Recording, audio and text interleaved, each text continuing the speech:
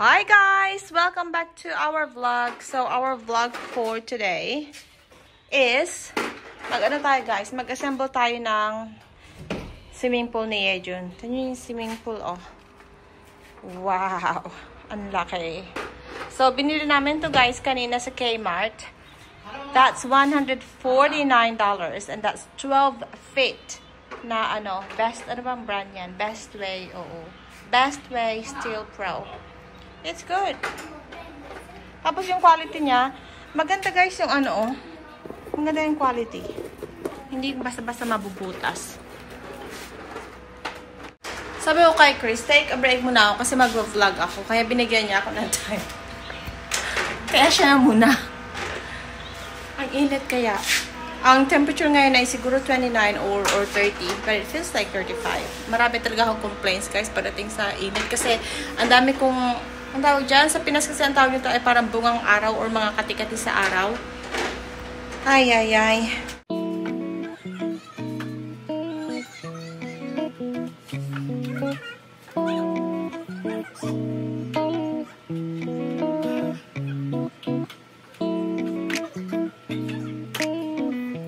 Malapit na guys. Konting-konti na lang. Yay! Makakapag-swimming kami! So, hindi pa si Yejun na nagsawa sa pag-swimming niya nung pagpunta naming Mandra. So, uy. Buti lang hindi nyo kita yung aking chan dyan. Kita pa na sa salamin. Anyway, hindi pa si Yejun na nagsawa sa pag-swimming sa Mandra. So, we'll swim more here at home.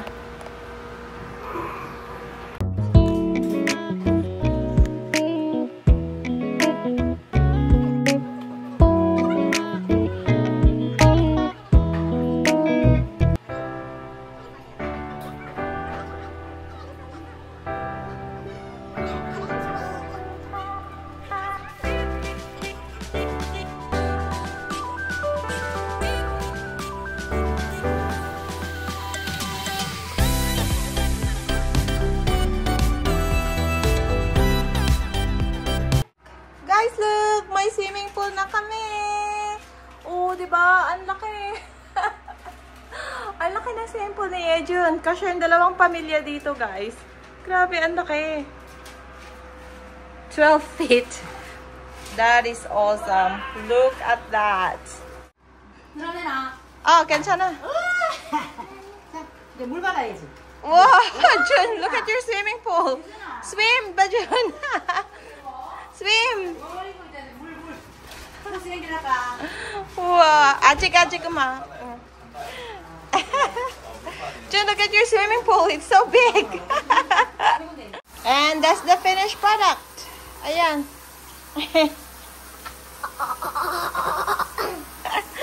Ipon na tayo ng tubig. Anong oras kaya yan mapupuno, guys? Jun, you say thank you for watching. See ya, guys. See ya, guys. Guys, look, after 30 minutes na paglagay ng tubig, the water is still like that. Sa laki ba naman? Kukunti pa lang yung tubig. Oh.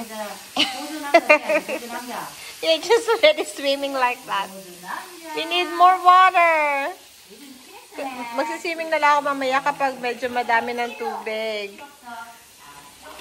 Anyway guys, thank you so much for watching. If you haven't subscribed yet to our channel, please hit the subscribe button. Thank you.